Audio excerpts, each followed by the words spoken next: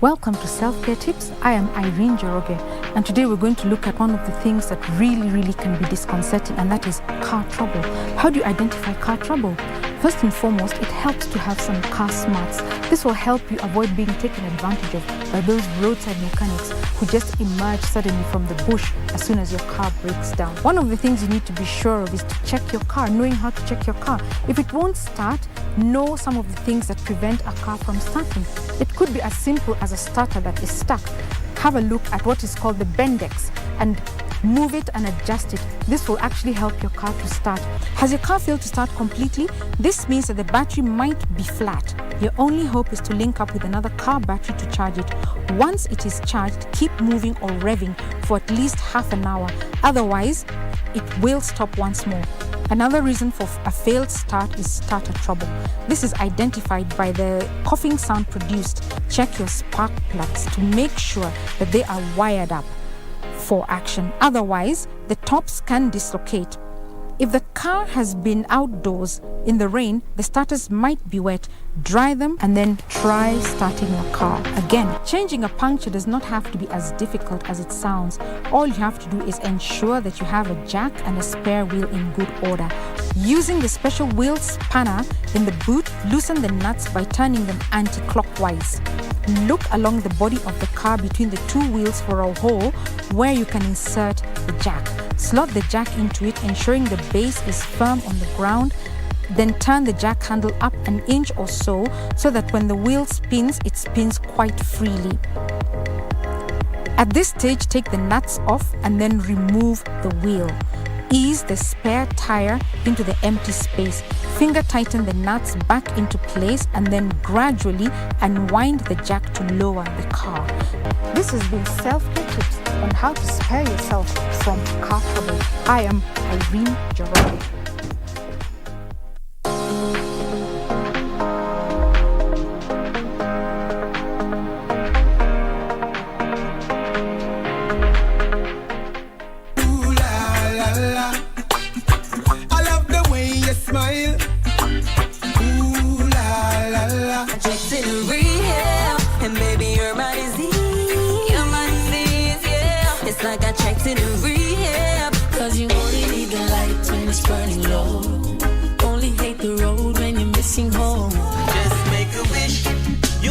Want the things, baby, give me that good loving. Yeah, yeah.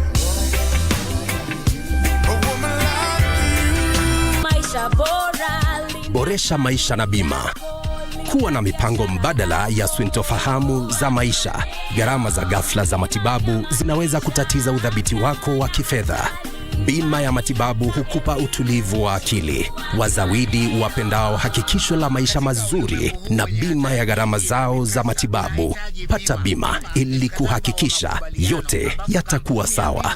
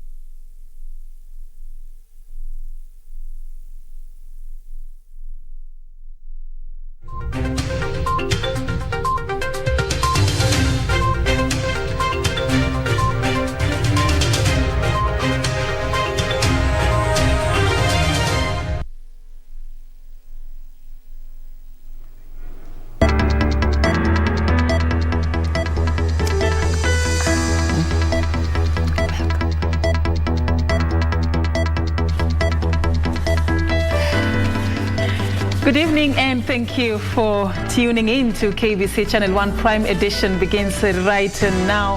And we got a comprehensive news bulletin lined up ahead for you at a time when the country is in a quest to reduce greenhouse emissions by 32%. Our reporter Ruth Wamboi was on assignment in Tana River County and has come back with a special feature that we will be bringing your way in the course of this particular broadcast. But on matters politics? Absolutely. Negotiated democracy. You've seen it in Nairobi and other areas.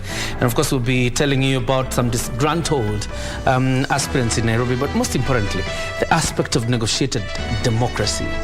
Can it be entrenched in Kenyan politics in future as a way of, avoiding divisive nominations? But then we'll also talk about leadership in the northeastern region and the politics there. And we'll be engaging Noor Ali from Mandera. Be sure to catch up with that conversation, obviously, once we are done with telling people what has been happening across the country. Indeed. Once again, welcome back. Thank you. Thank you so much. Now, let's begin with our top stories tonight.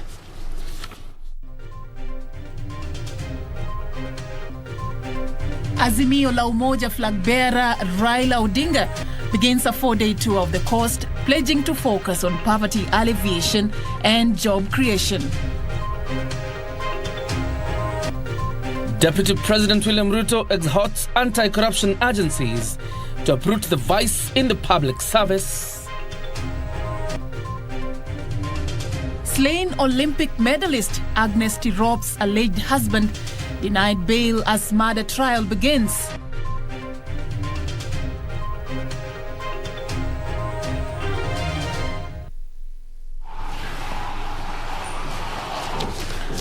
All right, once again, thank you so much for creating time for us. Our sign language interpreter tonight is Lensa Odingo.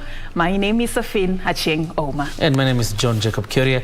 Welcome to the broadcast now. Devolution and Empowerment Party, DEP, popularly known as BAS, has reaffirmed the commitment to the Azimio la Umoja One Kenya Coalition Party. DEP Chairman Lenny Kivuti is urging the party supporters to dismiss rumors that the party led by Meru Governor Kiraitu Murungi was heading to Kenya Kwanza Alliance. This comes as a section of candidates in Machakos County called on the leadership of Azimio la Umoja One Kenya Coalition Party to abandon plans of zoning. The Azimio la Umoja One Kenya political brigade, led by its presidential candidate Raila Odinga, began a 4-day tour of the coastal region Wednesday to popularize the coalition ahead of the general election.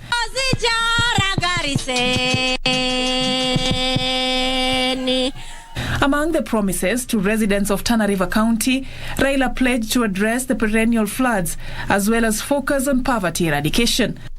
Tunataka kufanya mambo ya irrigation hapa Tana River.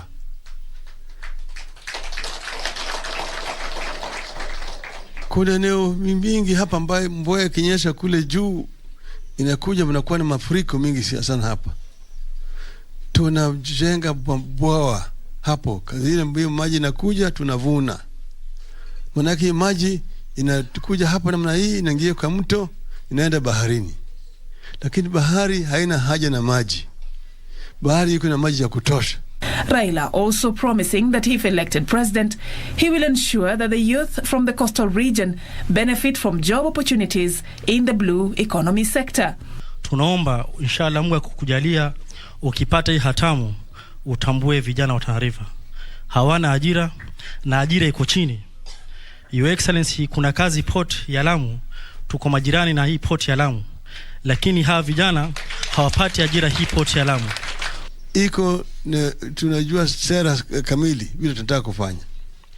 Hii Tana River iko na rasilimali mingi zaidi. Hapa mko na mali iko mifugo mingi zaidi ambayo tunapeleka mahali tunawesha zinakuwa kubwa alafu tunapeleka kwa bahari kwa kule bandari ya Lamu na kwenda kupeleka kule Arabuni, tunapata pesa mingi zaidi. Meanwhile, the Azimio la Umoja One Kenya Alliance running mate selection panel has pushed the unveiling of its report on the 3 shortlisted candidates for the consideration for the number 2 slot to Thursday. The committee cited the absence of the Azimio presidential candidate Raila Odinga for its decision. The selection team was expected to submit the top 3 candidates to Azimio presidential candidate Raila Odinga and President Uhuru Kenyatta, who were to make the final decision. This for the introduction of that story. That story is from Mombasa, where the Azimio la Umoja One Kenya Alliance presidential nominee Raila Odinga has pledged to focus on poverty eradication and job creation for the youth if elected president in the August 9th general election. Raila, who is on a 4-day tour of the coastal region, says young people make the bulk of the Kenyan population and should be assisted to make meaningful contribution to the nation's development. Well, let's move this forward and listen to what Kenya Kwanza is saying. Deputy President William Ruto has challenged requisite government institutions to seal loopholes of corruption in the public service. The Vice President, who spoke during a meeting convened by the Evangelical Alliance of Kenya National Convention, said if elected, his administration will make the office of the Inspector General fully independent. He said this will ensure his government is held to account over any procurement issues. The Evangelical Alliance of Kenya was meeting Deputy President William Ruto in a series of meetings that will see them meet presidential hopefuls to lay out their agenda for the country and the church. Ruto warning that the procurement of arms used by the security forces should not be clouded with secrecy, as it created avenues for mega corruption. Why is buying a gun by the government? Why is it in mystery? Why is it in some dark room? Why? The guns are being carried all over in the streets by policemen. So what is the big deal? Today, they are classified as security purchases. So a gun that is supposed to be sold for 20,000 is bought at 60,000. Why? Oh, it's a security thing, so it cannot be done by open tender. It must be done in some dark room. It must be. Ruto promised to fund the Office of Inspector General once elected to office, with a view of ensuring it is fully independent so that the occupier of the office is fully accountable. The Constitution says the IG is an independent office. Today, the IG doesn't have a budget. He relies on the Office of the President for a budget. Ruto called on the church to support him as he had demonstrated courage by going against the grain and national conversations whenever he felt they were wrong. And in a democracy, you speak your truth, but when the majority have made a decision, as a Democrat from where I sit, just like in an election, you go to an election, of course with the intention of winning, but sometimes you don't win. On resolving the education crisis in Northeastern, the Deputy President promised to equip locals to take up teaching courses in institutions of higher learning so as to increase the number of local teachers. Very few teachers, very few people in northern Kenya go for training as teachers.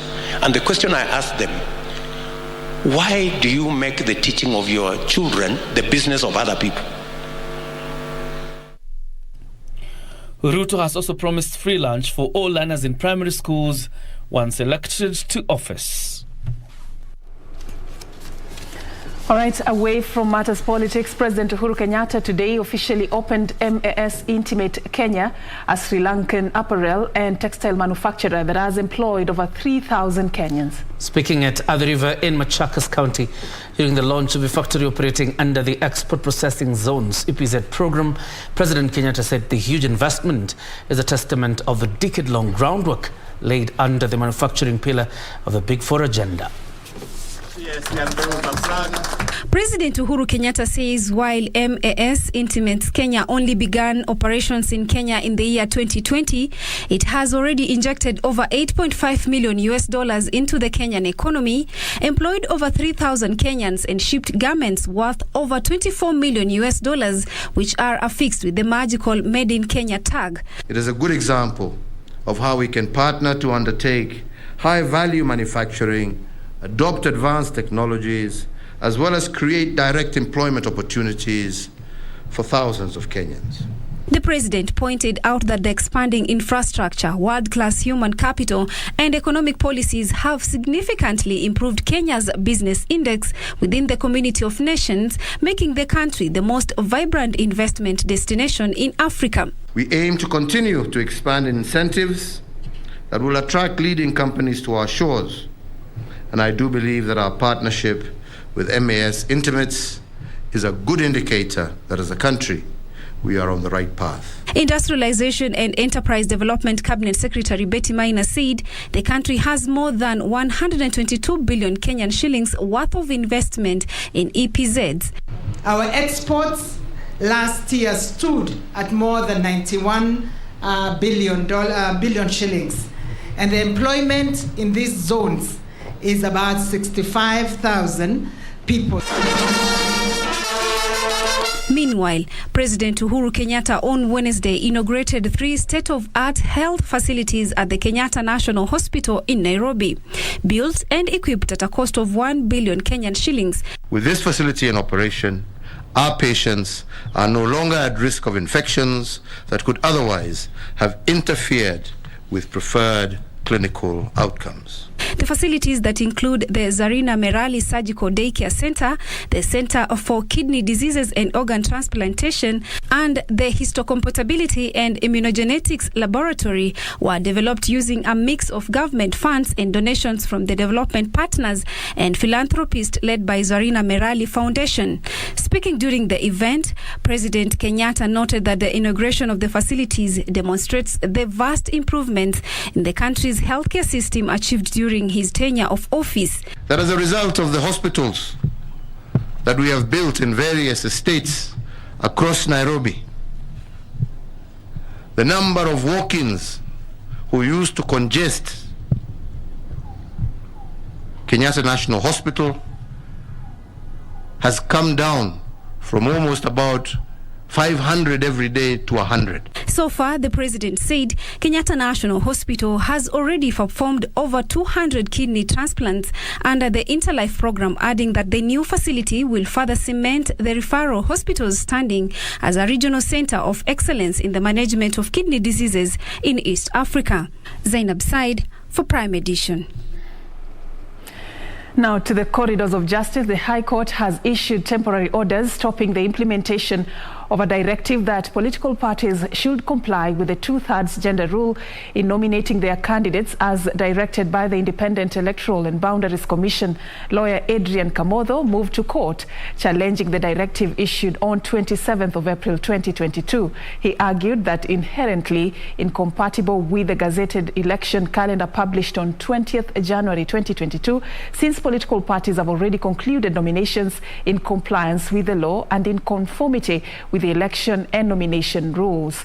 Now, Kamotho argues that the said directive is discriminatory and prejudicial since it is unfairly targeting political parties while leaving out the independent candidates who stand an equal chance of winning the elective positions. The court has further directed submissions and responses be served within 3 days. The case will be mentioned on the 18th of this month.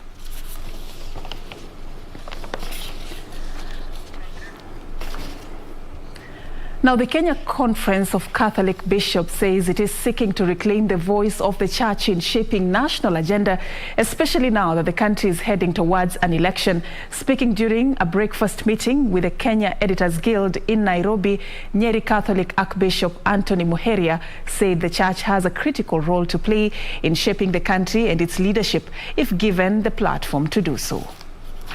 Concerns have in the recent years been raised on the church silence in nation's state of affairs. But as the country gears towards the August 9 polls, a section of the church says it is keen to reclaim its place in national matters. The church must raise its head and voice to speak the truth so that we don't go down the drain. We want to remain the moral compass of the country to political leaders and to citizens. We want peaceful elections, peaceful Kenya, harmony. Kenya Conference of Catholic Bishops, led by Archbishop Anthony Muheria, said the role religious actors can play in fostering cohesion and countering electoral and political violence during the electioneering period cannot be underestimated. Kenyan politician today needs and is crying to be liberated from himself or herself because he is caught up in the prison of untruth even when he is seeking leadership. During a breakfast meeting between the Kenya Editors Guild and the Kenya Conference of Catholic Bishops held in Nairobi, religious bodies were urged to be proactive in providing civic education to the masses. Civic education to the head that speaks about ideas and that speaks about why I have to vote and explains that even if I don't have a preferred candidate, I still have to vote because I must, in my voting, I vote out the worst case scenario. Watu wakiona kwamba uchaguzi haijafanya vizuri, haikufuatwa njia ya haki, ndio inaleta shida sana. So naomba sana hata wale ambao wanasimamia uchaguzi wahakikishe kwamba mwaka huu tutakuwa na uchaguzi ambaye kila mtu ataridhika. During the meeting, the media was challenged to work closely with the church in disseminating factual information. A big majority of our people don't have ways of distinguishing that which is factual and that which is not. And I think we must then stand up and be counted as the soldiers of truth. We are here to support you and to ask kindly that at least you give us a little bit more of this conversation and space. Ben Chumba, Prime Edition. Time for us to take a breather on Prime Edition. But of course, when we come back, with more news lined up for you. Yeah, great conversation lined up ahead as well. Absolutely. On negotiated democracy. Very important. And we've seen, parties depart from nominations to go the direction of consensus, even though there's trouble. Yeah, there's trouble. That conversation coming your way shortly. Do stay with us. We are taking a break now.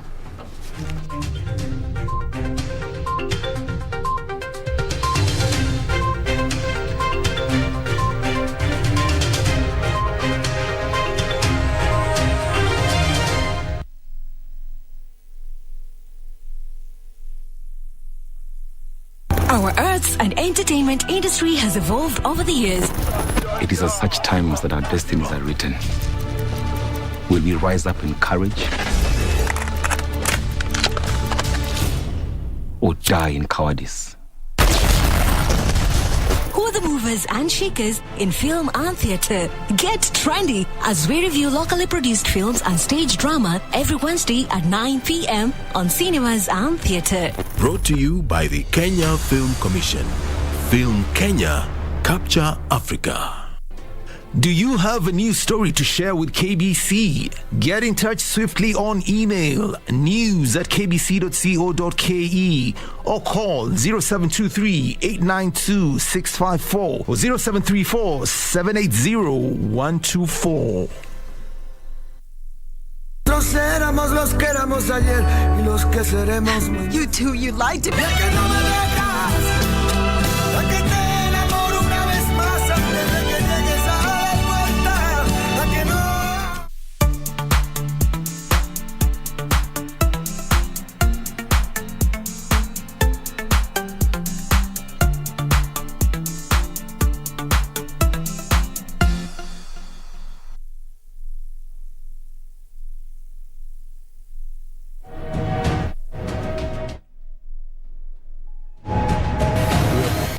Now close the border.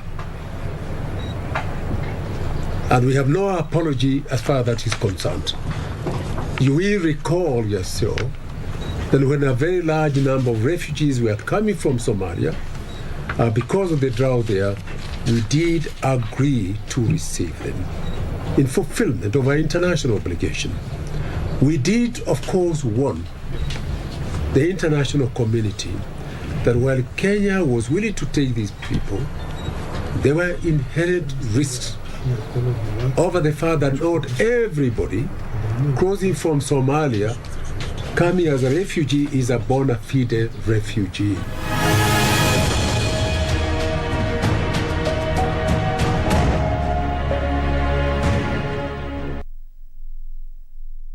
Welcome back. You're watching Prime Edition.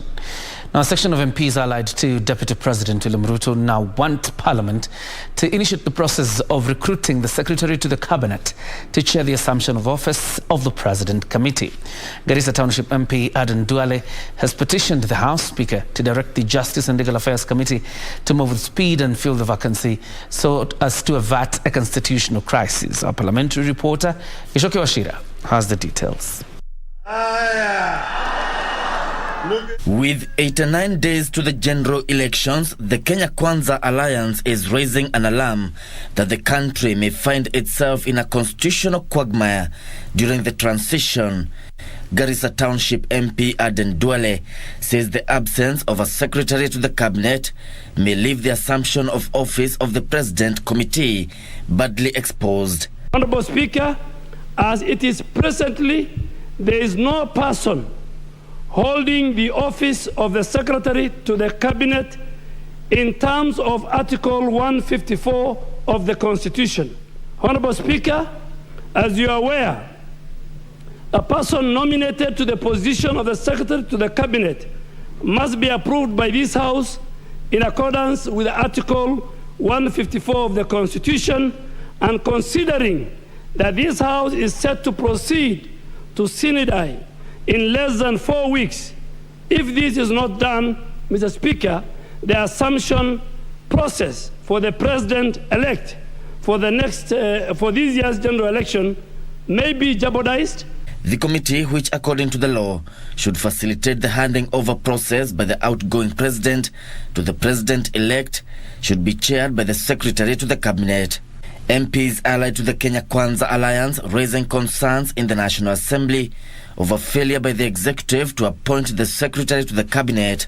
Failure to having these steps put in place, Mr. Speaker, I wish to request you as the leader of the legislature that you give consent for this House to legislate as a matter of urgency and priority with a view to addressing the possibility of a lacuna in the leadership of the said committee, and further request your consent to have the bill expedited and considered in as fast as possible. According to the Assumption of Office of President Act, the chairperson of the committee is supposed to convene the first meeting of the committee at least 30 days before the date of the general elections. The crucial committee is also responsible for organizing security and swearing in of the President-elect. Kioria, Prime Edition. All right, now moving this forward, the effects of climate change have badly impacted crop farming and livestock keeping, consequently interfering with livelihoods. One community group in Tana River County is taking the bull by the horns as it increases vegetation in an effort to mitigate the effects of climate change.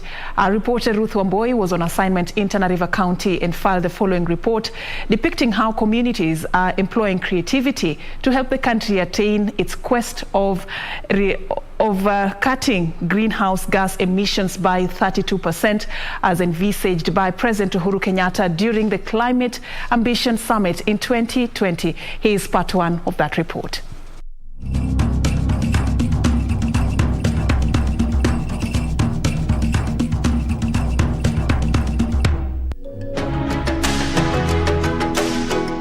The 35,000 kilometer square Tana River County is home to the famous Tana Delta. According to the National Bureau of Statistics 2019, Tana River County falls among the 5 least populous counties in Kenya with less than 500,000 people. But it's one of the leading counties in addressing climate change. At Mikameni village, you meet these community group members, led by Area Chief Martha Wilfred, on a sensitization exercise as they uproot the invasive Mathenge species.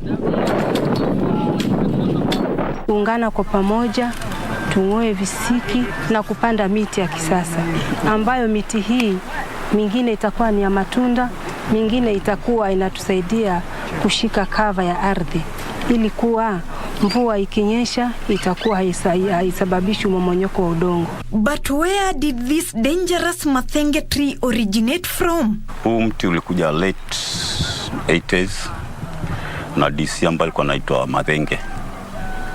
Alichukua hizo mbegu akazileta Tana River. Na sababu ni kuwa area ya Hola, Bura, kulikuwa hakuna dalili yoyote ya miti. Ilikuwa ni kama jangwa. Madhara yake kwanza, huo ukikudunga una bahati. Kama una ugonjwa wa sukari utakufa. Na madhara yake mengine, ukikudunga hata kama huna sukari utakuumiza, either ukate mguu au ukate pale mahali ambapo umekudunga. Mathenge is among the 2 common invasive species in Tana River that have affected the county, making farming unsuccessful. The other one is mkoma. Kwa ajili ya hii mimea midogo huwa inasumbua. Ndio ubaya wake. Sasa afadhali umalizwe kabisa huu mmea wa mathenge. Unakata hiyo mathenge, unakusanya hiyo miti kwa shina. Na ukimaliza unachoma. Na ukichoma ukimaliza unachukua mavyambuzi, unakusanya hapo kwa shina. Ukimaliza unachukua kala moto, unaika hapo kwa shina. Ule moto ukishika, ile mavyambuzi yakishika yanachomeka paka kwa ule mizizi. Ile mizizi ikiungua, baada kuingia ndani huwa haiwezi kumea tena. Nimetengeneza eka 3 na familia yangu na nikapanda. Climate change poses serious threats to Kenya's sustainable development goals, as Kenya's economy is largely dependent on rainfall, agriculture and tourism. The impacts results in socio-economic losses estimated at 3 to 4% of gross domestic product annually. Apart from tree planting, they are also practicing fodder production for their livestock. As climate change impacts continue being felt in most parts of the country and globally, Mikameni residents are uprooting these mathenge trees as they await for rains. According to Kenya's Forest Service officer in charge of Tana River County, Simon Guyo, empowering community forest associations and charcoal producers association to take care of Mother Nature have helped to reduce the effects of deforestation, as each member acts as a gatekeeper. They are empowered to remove mathenges from their farms, and in return they are given some allowances, which makes them, at least those families which are very, very poor, they can sustain their living. Clearing and reseeding indigenous trees using coated seed balls via drone technology has become a game changer in regreening the region that have suffered deforestation. We are reseeding these farms after they have cleared the invasive tree species. We are reseeding the farms with the indigenous trees, which will help the community in the near future. So we are using drones basically to reach all those areas, including forested areas, to see where exactly we need to do this restoration, because you'll find that restoring or dispersing these seeds by hand, you cannot disperse these seeds by hand effectively to those forested areas, but the drones make it easier to disperse these seeds because they do the work at an aerial view. And as Kenya strives to achieve Vision 2030, so begs the question, what is our individual contribution towards strategic action like afforestation, renewable energy sources use, as well as climate-smart agriculture? And as a quick action towards reforestation, residents here are employing the new drone technology to achieve the 10% forest cover. Reporting for Prime Edition from Mikameni Village, Tana River County, I'm Ruth Wamboi.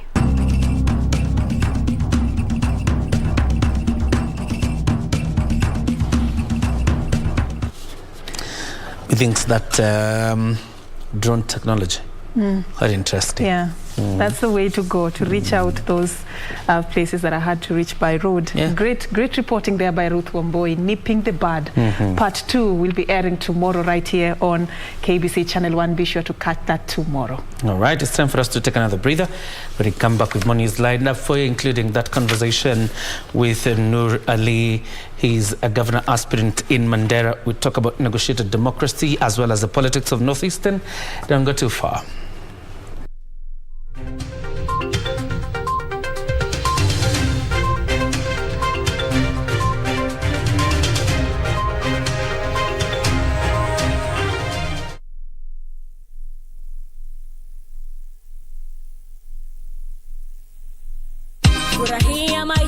Boresha maisha na bima. Maisha hayatabiriki, huenda kukawa na panda shuka. Iwapo utashindwa kulipia bima yako malipo ya kila mwezi, usiwe na wasiwasi. Zungumza na kampuni inayokupa huduma za bima ili ubadilishe bima yako kuwa bima iliyolipiwa tayari. Hutahitajika kuendelea kulipa malipo ya kila mwezi, japo kampuni inayokupa huduma za bima bado itawajibika kukulipa faida unayostahili katika chaguo hili. Pata bima ili kuhakikisha yote yatakuwa sawa.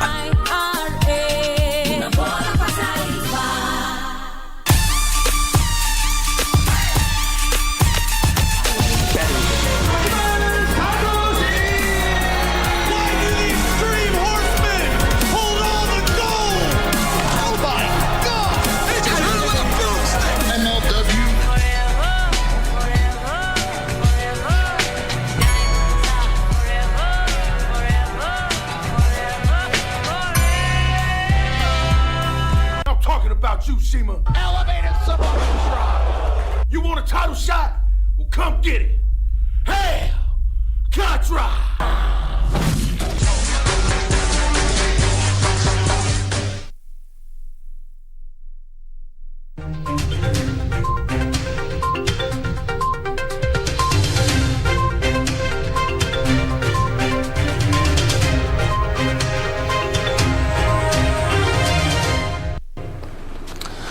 Welcome back. Through film and drama, artists are able to explore various themes and influence the way people look at different issues affecting their lives. Tonight, in our weekly segment, Cinemas and Theatre, Jacqueline Masharia reviews the film Kiapo that focuses on internal and external conflicts of a young couple in love.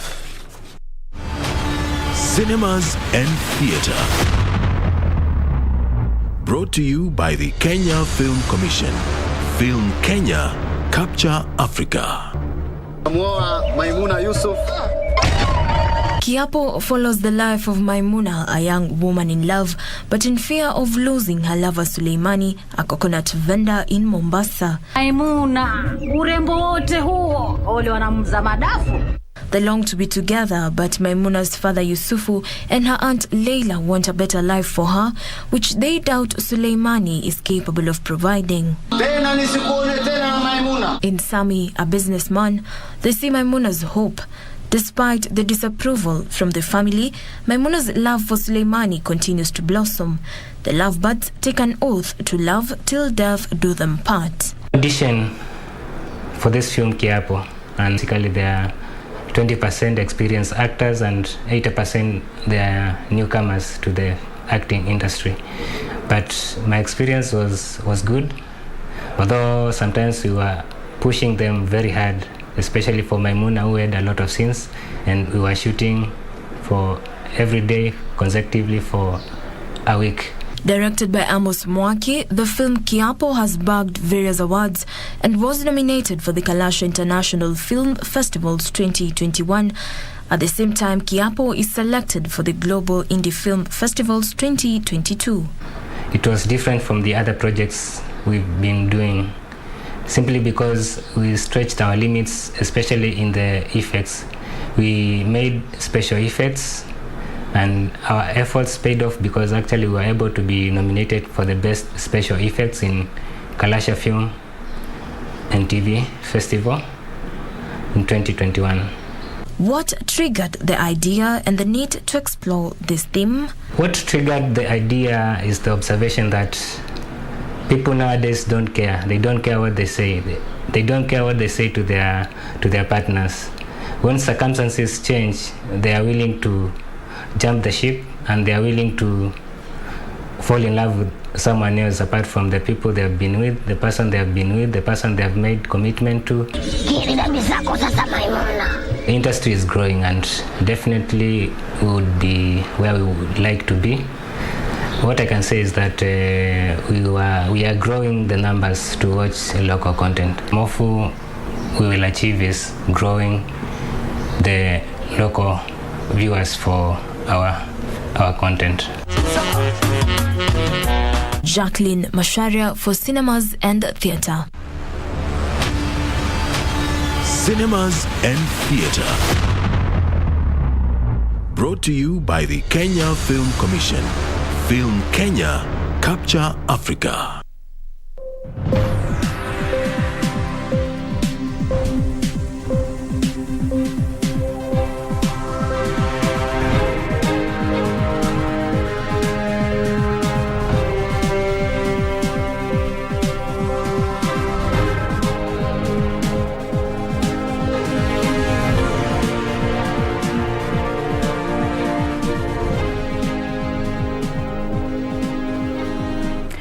Time now for us to focus on the business news. Now, the private sector is calling on the government to consider reviewing taxes after 2 years as opposed to the annual increment to help them plan better their operations and reduce price fluctuations. The manufacturers say frequent price changes have been imports out, compete Kenyan products in the local market.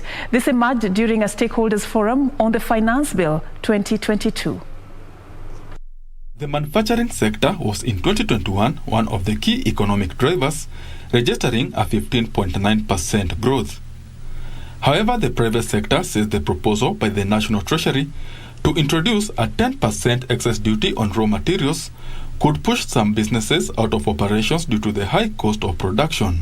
Private businesses believe the policy environment in Kenya remains unpredictable for investors to make long-term decisions. They are calling on the government to consider reversing taxes after a longer period to enable them adequately plan for their operations and pricing. Putting a lot of pressure to the businesses that operate these companies. They don't know how to do pricing in a more organized manner. Balance always, because the revenue must be generated for the country. At the same time, we must have an environment that promotes growth in business. So these are the factors that are before us, and these are what we must consider. They argue that the increase in taxes is making Kenyan products uncompetitive when compared to imports both locally and in the international market. Factories that manufacture paint are now losing businesses to other players in other countries, Tanzania, East African Community, COMESA. We are losing jobs and businesses and competitiveness and income to other countries. Take 1 liter of beer. The tax on a 1 liter bottle of beer, 1 liter of beer in Kenya is 100 shillings. The tax on 1 liter of beer in Tanzania is 29 shillings. The tax on a 1 liter of beer in Uganda is 24 shillings. Kenya is 3 times more expensive. The Kenya Private Sector Alliance is also calling for a review of a proposal to have businesses appealing tax decisions be required to deposit 50% of the total disputed amount at the central bank, noting that the move will deny businesses the much-needed working capital. Benson Rioba reporting for Prime Edition. Now, on to the upcoming Africities Summit. Thousands of security agents will be deployed to secure delegates attending the upcoming Africities Summit. The meeting that brings together close to 10,000 delegates is expected to put to test the city's infrastructure, security and planning arrangements. Nyanza Regional Commissioner Magu Mutindika said no efforts will be spared to secure delegates attending the meeting from around the world. The meeting will take place from the 17th to the 21st of May this year. Wycliffe Okech shares more insights on the summit. It is all systems go here in Kisumu City. Buildings have been spruced up while roads have been recarpeted and marked afresh. Flower beds are teeming with blooming flowers, while traffic in Kenya's third largest city has been reorganized ahead of Africities Summit. Due to the high number of international and local guests expected to flock to the city, security has been enhanced. Nyanza Regional Commissioner Magu Mutindika says an operation order has been designed to ensure the safety of the over 8,000 delegates and at least 6 heads of states expected at the summit, which will be conducted in a hybrid system. We have got a very, very precise operation order on those areas where the guests will be staying. And we want to assure the delegates that their security is guaranteed on a 24-hour basis. The delegates who are coming in will only have to go through a test, the normal, usual COVID test. The reason I'm saying this is because when we started the registration for this, a lot of people in Africa found that they didn't have the facilities to be double vaccinated. And so they were reluctant to register for this. But yes, because of that, we are going to have a hybrid conference where some people are going to be able to participate from the comfort of their homes or their offices, wherever they are in Africa. Due to the limited bed capacity in Kisumu, which has about 3,000 beds, most guests will be bused to the neighboring counties of Siaya, Vihiga and Kakamega. All those areas that we have mentioned, they will be covered, and we want to assure our delegates that they will get maximum security. Kisumu County government leadership is urging locals to take advantage of the meeting to create business linkages and forge economic partnerships with the delegates. We're soon going to run out of space, so we think that by end of tomorrow there'll be no more space for international exhibitors as well as local exhibitors. So please get onto the website www.africities.org. Click on the space for exhibition, book, you pay directly online to secure your space. We want to encourage them to ensure that they liaise with the Trade Department, especially at the city of Kisumu, so that they book and participate in the bazaar that we are going to have at Jaramogi Oginga Odinga Sports Ground that will be running concurrently with this summit. It is a race against time here at the Jomo Kenyatta International Stadium in Kisumu, where the 9th edition of the Africities Summit will be hosted. And now the Summit Secretariat is calling upon local businesses to take advantage of the opportunity and register their businesses before time elapses. Wycliffe Okech, Prime Edition from Kisumu County.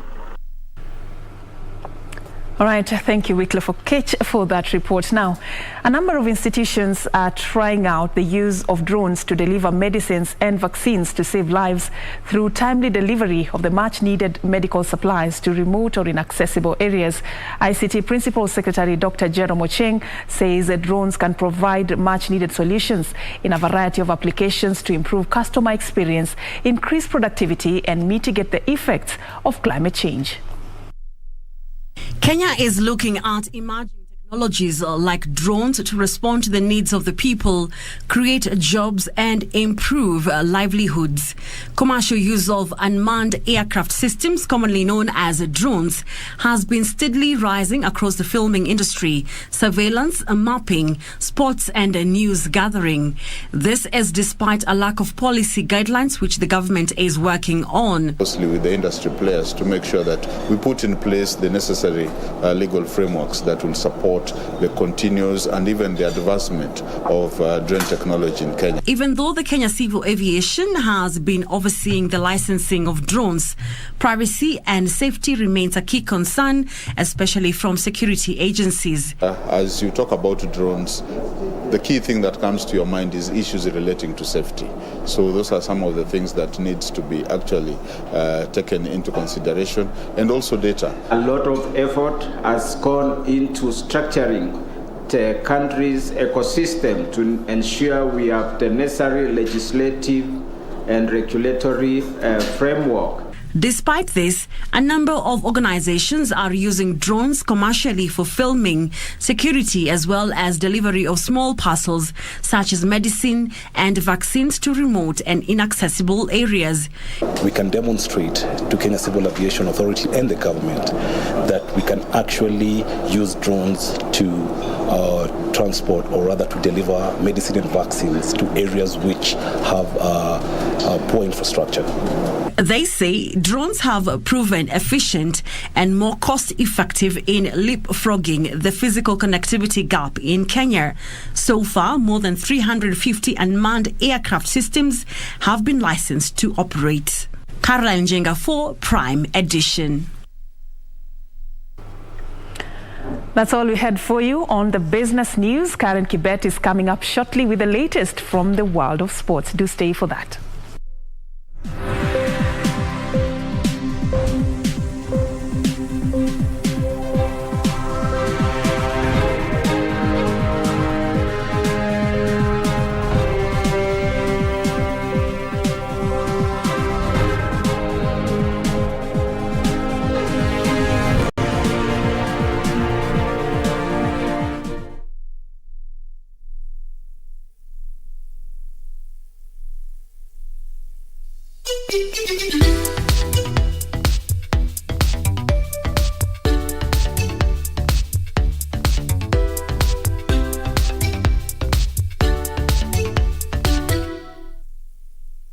Some people dream of success, while Good Morning Kenya is here to make that happen.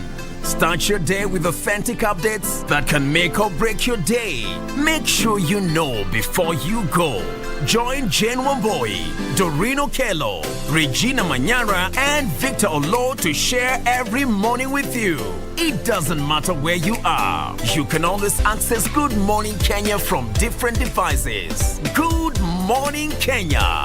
Every Monday to Thursday from 6:30 to 10 a.m. on KBC Channel 1.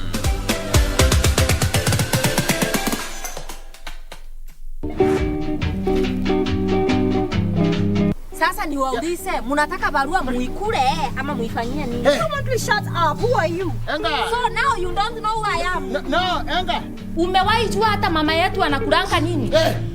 Please don't remind me of my, you know. How can you do this? And you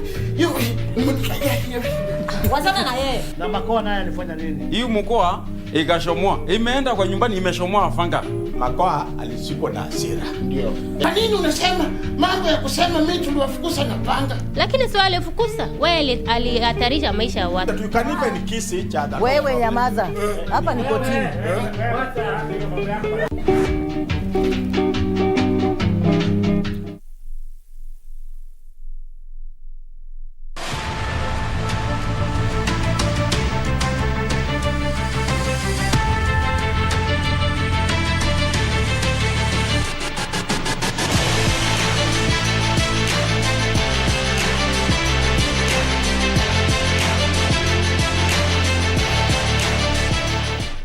Welcome back. Let's now shift focus to Marta Sports. My name is Karen Kibet. Now, Kenya added another silver medal to her medal tally at the ongoing 24th edition of the Deaf Olympics in Brazil with a glittering performance by Sharon Jepterus Betok, who finished second in the women's 1500 meters. The gold went to Anastasia of Ukraine. Sharon Bitok finished second in the women 1500 meters final to add another silver medal to Kenya's medal tally at the ongoing Deaf Olympics in Brazil. The 24-year-old went head-to-head with Anastasia Sidorenko of Ukraine, but settled for the silver in a time of 4 minutes 49.98 seconds. Sidorenko took gold in 4 minutes 49.31 seconds, as Mio Okada of Japan won bronze in 4 minutes 52.78 seconds. Last year, Jepterus took part in the 1500 and 800 meter events at the World Deaf Championships in Poland, finishing 4th and 6th respectively. Okay, so I was trying to encourage her. We had planned to encourage one another, but during the competition, I saw that I wasn't feeling very well and I felt that I needed to go faster. Because in Poland, we tried the same thing and I became 4th. So I thought this time round I need to try and think about myself. Yeah. Another Kenyan, Alice Atieno Odhiambo, missed the women's javelin bronze medal by a whisker, finishing 4th in the final, while in the women's long jump, Nzazi Chaka Nyundo finished 6th in the final. We are really very happy and we thank God for everything, and especially today because there was change in weather.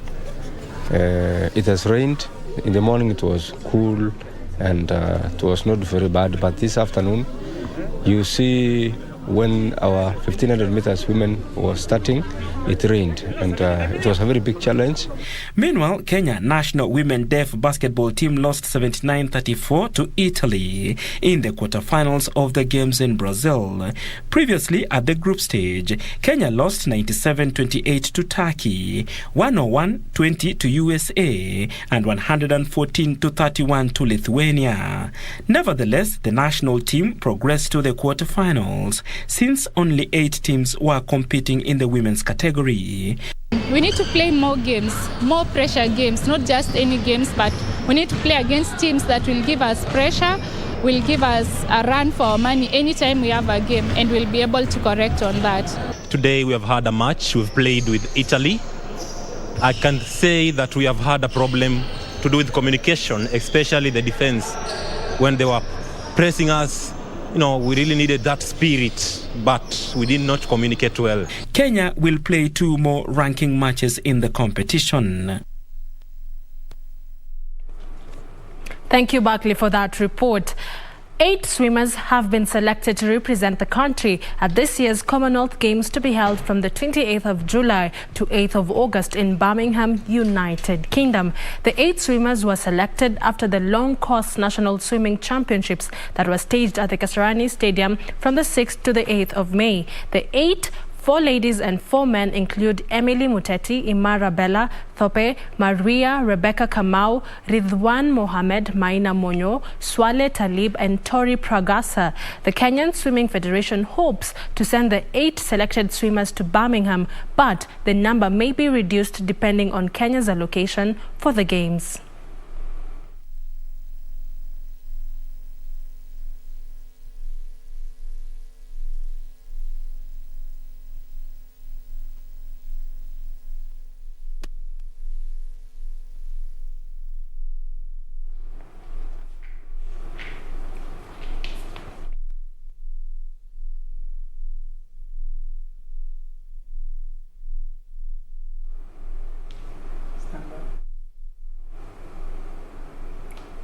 Moving on, Kenyan boxer Christine Ongare lost on points to Hannah Okota of Ukraine in their flyweight category bout, bowing out of the ongoing 12th edition of the IBA Women's World Boxing Championships in Istanbul, Turkey. The Commonwealth Games flyweight bronze medalist was eliminated a day after another Kenyan, Lorna Kusa, lost to Valentine of Kazakhstan in the lightweight division. The championship, which ends on 20th May, sees a record of 310 athletes representing 73 national federations battle for top honors in 12 weight categories.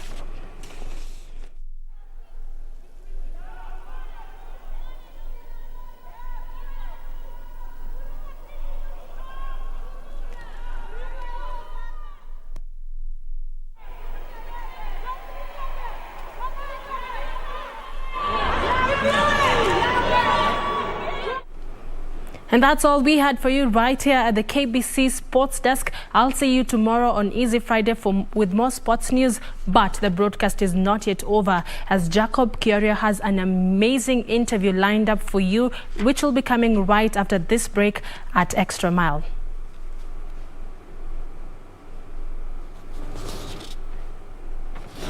All right, thank you very much, Karen. And obviously tomorrow is not Friday, tomorrow is Thursday. But let's get to a conversation tonight and talk about negotiated democracy and politics in Northeastern. And I'm joined by Noor Ali, who is the governor candidate for UDA in Mandera. Thank you very much for joining us. Thank you. Thank you, Jacob. Yes. Asante. Let's talk about negotiated democracy, particularly from the Northeastern region, because it's a practice you've seen over the years. First of all, before you were declared a UDA candidate in Mandera, did you go through negotiated democracy? Thank you very much, Jacob. As you said, my name's Noor Ali Aden, UDA candidate, Governor Mandera County. Negotiated democracy started in Mandera, in the entire of northern Kenya. Okay. It started 2013. where 20 council of elders, members of community were set. And they negotiated that every clan to benefit from the devolved government, from the governor to the MCA. And every clan, 2013, no clan was left behind. The elders were very organized. It was a very brilliant idea. It was negotiated. 2013, by then we were in URP. We swept everything, and every community was represented. We pushed to 2017. Those who got chances through negotiated democracy refused to release the power because the elders now said, you have taken your turn. Let us now change that group of 2013, since they are in office for 5 years. They were told now to change their position, to leave, so that new team will come in. And you know, in Africa, you take power and keep it. You it's don't hard to relinquish it. You cannot relinquish it. So they refused from the governor. And they won? Definitely. Why? Because there is a small resource around them. And unfortunately, the council of elders, they don't have resource of their own. So those who brought them on power were kicked out, who are the council of elders. And the sitting got again second term because of the resource they garnered from the county government. Yes. So let's talk about now. Was there any negotiated democracy at arriving at candidates who would fly different flags? No. Okay. Because the council of elders were disbanded, not by anybody but by time. Because in politics, the ladder you used to climb to the roof, by the time we reach at the peak, you hit it and you look for a ladder the other side. So those were forgotten. Now they're forming now. The so-called people now on power, they are now forming their own group. Those people who will dance to their tune, unlike the older group who brought them to power 2013. Comparing 2013-17 and now, that you're a candidate, when elders used to decide who flies or who becomes governor, compared to that time and now, would you say then there was a semblance of order as compared to now? There is no order. Okay. Now it is survival for the fittest. Actually, that is why we could not go through the elders, because nobody trusts the elders. So we are doing where everybody now is looking for his own elders per se. Maybe sub-clan elders to look for power, but there is no organized system that was there 2013. So when we talk of 2013, it was very organized. We came 2017, some slim council of elders were there, but they were defeated by those who were in the power to be. And then now 2022, everything is out of order. So now it is you to fight for your space, depending on how you handle the politics. All right. Tell me very quickly, because you're running for governor in that very county, and of course you allude about the incumbent Governor Ali Roba. What gaps have you identified in that county that you think ought to be fixed? And first of all, you know, I have insecurity in my mind, because that's the biggest problem in Mandera. Very good, Jacob. There is a lot of gaps. There is a lot of things that has not been done. You know, we used to cry as northeastern people that we are marginalized by Moi government, Kenyatta government. But we got resource. 2010 Constitution gave us good resource. Now we are marginalizing ourselves. You know, we couldn't cry for water at this time. We couldn't cry for insecurity at this time, because we have resource around us. For example, our youth are very idle. Because, you know, because of insecurity, our youth, most of them, they don't make to universities. So we have TVET colleges that we are not using. So that is why even youth from these northeastern people are being radicalized, because of lack of them not being engaged. We talk of maybe through my leader, my party leader. Every sub-county in this country, TVET college are fixed. If you equip those colleges and you give these children, these maybe school leavers, maybe they get D+, D-, C-, and then you train them in the field of artisan, mason, tailoring, mechanics, these people will not be going and looking for guns. Okay. Because they're idle.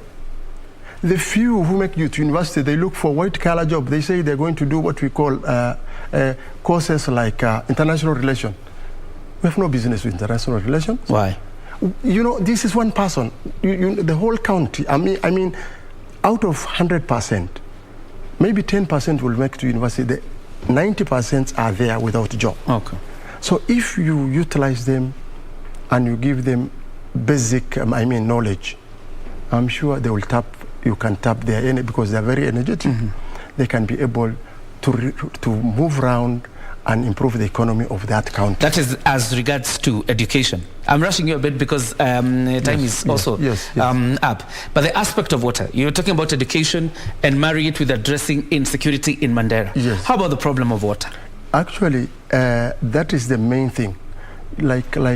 Last maybe 5 months ago, the whole of for the last 3 years we have no rain.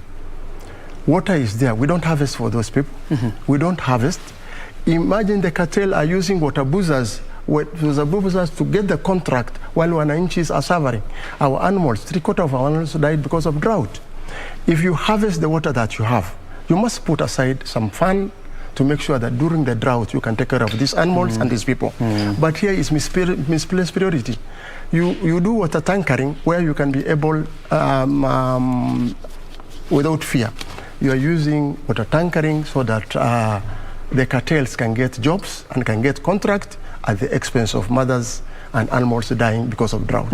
So we feel that water can be tapped. Right now, River Dawa is running for the next 9 months, but nobody taps that water. It's wasted. Yes.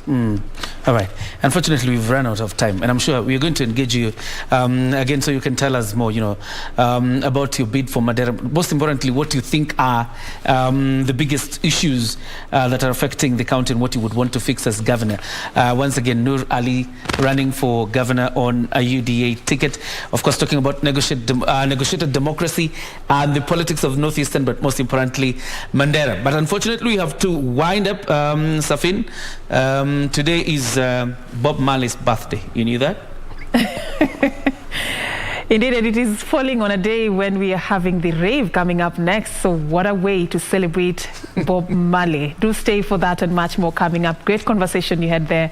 Thank you so much for watching Prime Edition tonight. My name is Achieng Oma. Our sign language interpreter has been Lensa Odingo. Have a good night. Fantastic.